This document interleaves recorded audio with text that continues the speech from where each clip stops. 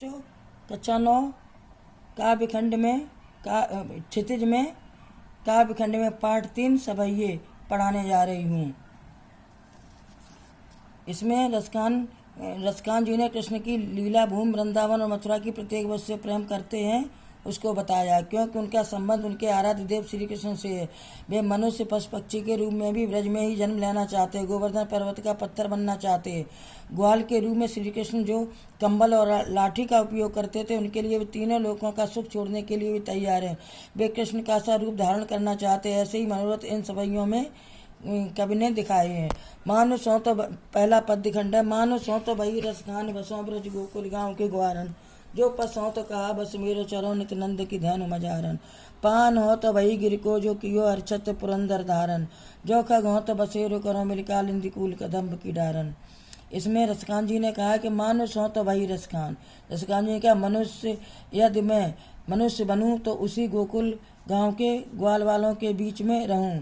जो पशु हो तो कहा बस मेरो चरणित नंद की ध्यान मजारन, जो मैं पशु की यौन में जन्म लूं तो मैं वहीं पर लूं और नंद बाबा की गायों के बीच में जन्म लेकर के चरूं।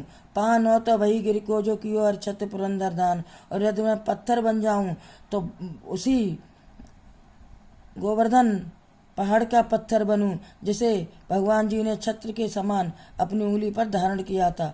जो खग हो तो बसेरो करो मिलकाल इंदिकूल कदम्ब की डारन, और यदि मैं पक्षियों में जन्म लूं तो मैं उसी कालिंदी नदी के किनारे यमुना के नदी के किनारे कदम्ब की डाल पर विश्राम करूं। अगला है पद्यखंड।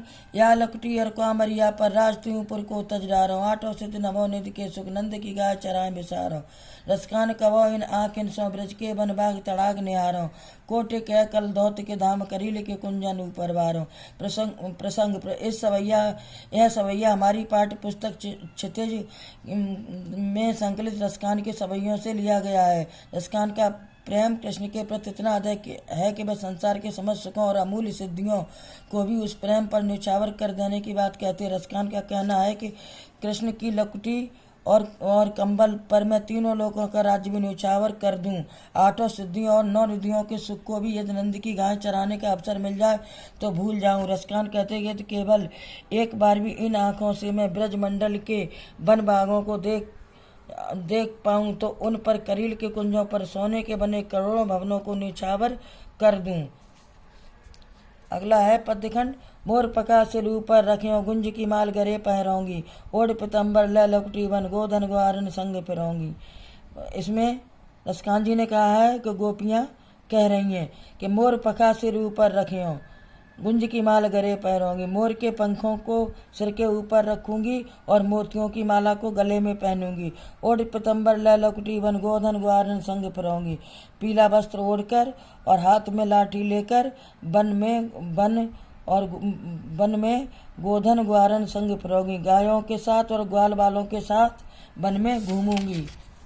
भाव तो बोय मेरो रसखान सो, तेरे कहे सब स्वाम करूंगी।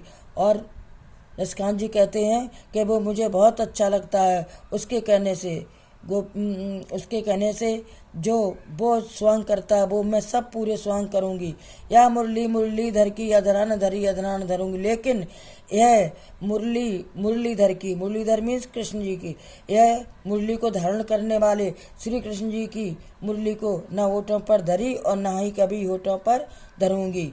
गोपियाँ उनकी मुरली से बहुत चिढ़ती हैं, इसीलिए वो ये बात कह रही हैं कि यह मुरलीधर की मुरली होठों पर न रखी और ना ही रखूंगी और सब काम करूंगी जो वो करते थे वो करूंगी, लेकिन ये मुरली को अपने होठों पर न रखी और ना ही रखूंगी।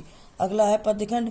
कान हृदय अंगुरी राहेबो, जब ही मुरली धुन मंद बजाए है, मोहनी तान सौ रस कान अटा चढ़ गोधन गए हैं तो गए हैं। टेरे कहो से गिरे ब्रज लोगन, काल कोऊ कितनो समझ है, मायरी बा मुक्की मुस्कान समारी न जाए।